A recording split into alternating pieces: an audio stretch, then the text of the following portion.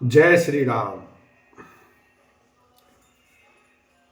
चढ़ी बारी बाजी बारी एक राजा,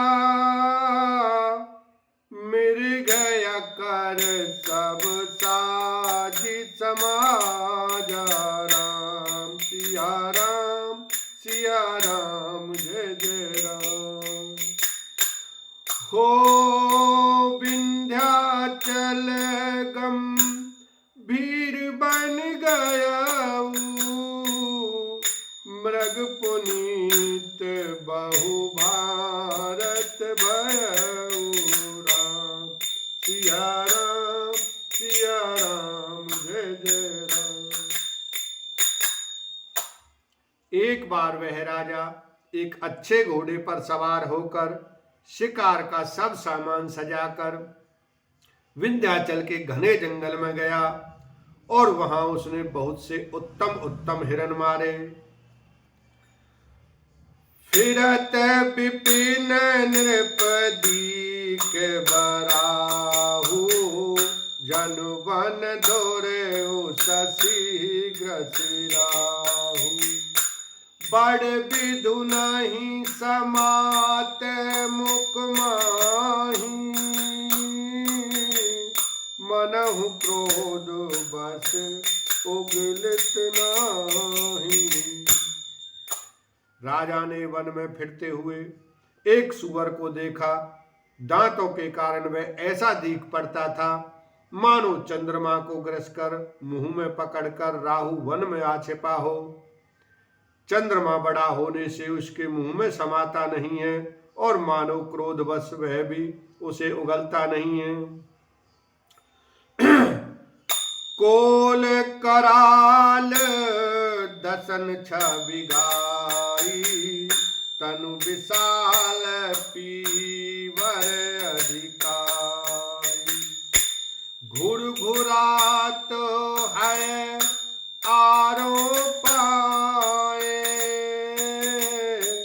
चकित बिलोकत कान उठाए।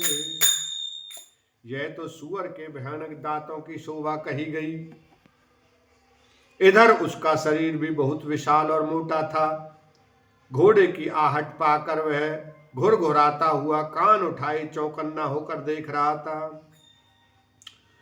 नील महीधर शिखर समो देख विशाल बराहो, चपरी चले है सटुक नृप हाँ कि न हो निभाव।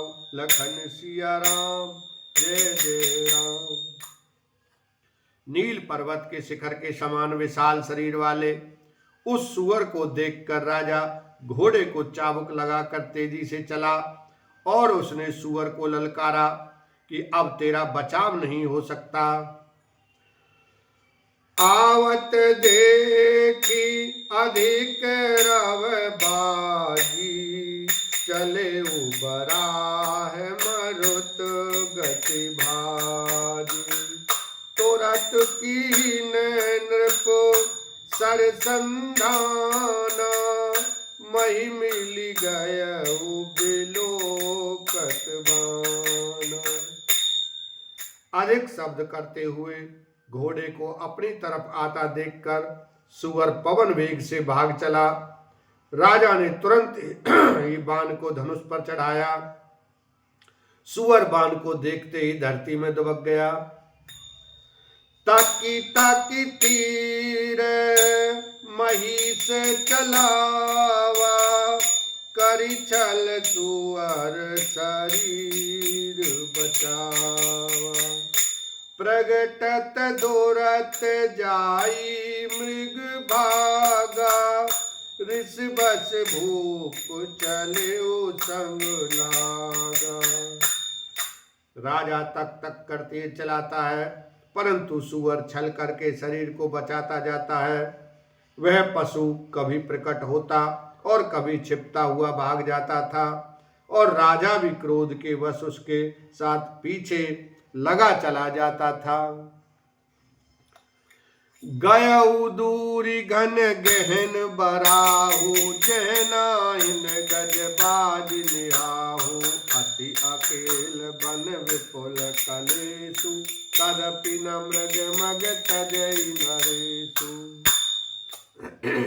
सुअर बहुत दूर ऐसे घने जंगल में चला गया जहां हाथी घोड़े का निवाह गम नहीं था। राजा बिल्कुल अकेला था और वन में कलेश भी बहुत था। फिर भी राजा ने उस पशु का पीछा नहीं छोड़ा। कौल बिलोक भूप बड़ धीरा, भागी पेट गिर गुहा गभीरा, अगम देख नृप अति पछताई, फिरे उमावन परे भुलाई। राजा को बड़ा धैर्यवान देखकर सुअर भागकर पहाड़ की एक गहरी गुफा में जा घुसा। उसमें जाना कठिन देखकर राजा को बहुत पछताकर लौटना पड़ा, पर उस घोर वन में वह रास्ता भूल गया। खेद खिन्न क्षुधित त्रिसित, राजा बाज समेत, खोजत व्याकुल सरित सर, जल बिन भयउ अचेत, लखन सिया राम जय जय राम। बहुत परिश्रम करने से थका हुआ और घोड़े समेत भूख प्यास से व्याकुल राजा नदी तालाब खोजता खोजता पानी बिना बेहाल हो गया। फिरत विपिन आसम एक देखा, तह बस नृपति कपट मुनि बेसा, जासु देश नृपलीन छड़ाई, समर सेन तजी गय पराई। वन में फिरते फिरते उसने एक आश्रम देखा। वहां कपट से मुनि का वेश बनाए एक राजा रहता था, जिसका देश राजा प्रताप भानु ने छीन लिया था और जो सेना को छोड़कर युद्ध से भाग गया था। समय प्रताप भानु कर जानी, आपन अति असमय अनुमानी, गयौ न गृह मन बहुत गलानी, मिला न राजई नृप अभिमानी। प्रताप भानु का समय अच्छे दिन जानकर और अपना कुसमय बुरे दिन अनुमान कर उसके मन में बड़ी ग्लानि हुई। इससे वह न तो घर गया और न अभिमानी होने के कारण राजा प्रताप भानु से ही मेल किया। ऋष उर मारी रंकज मिराजा, विपिन बसई तापस के साजा, सासु समीप गवन नृप कीना, ये प्रताप रवि से सब कीना। दरिद्र की भांति मन ही में क्रोध को मारकर वह राजा तपस्वी के वेश में वन में रहता था। राजा प्रताप भानु उसी के पास गया। उसने तुरंत पहचान लिया कि यह प्रताप भानु है।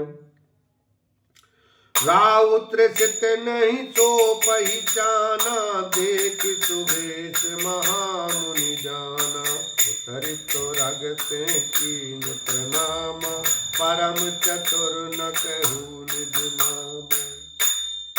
राजा प्यासा होने के कारण व्याकुलता में उसे पहचान न सका। सुंदर वेश देखकर राजा ने उसे महामुनि समझा और घोड़े से उतरकर उसे प्रणाम किया, परंतु बड़ा चतुर होने के कारण राजा ने उसे अपना नाम नहीं बतलाया। बोलो सियावर रामचंद्र की जय, उमापति महादेव की जय।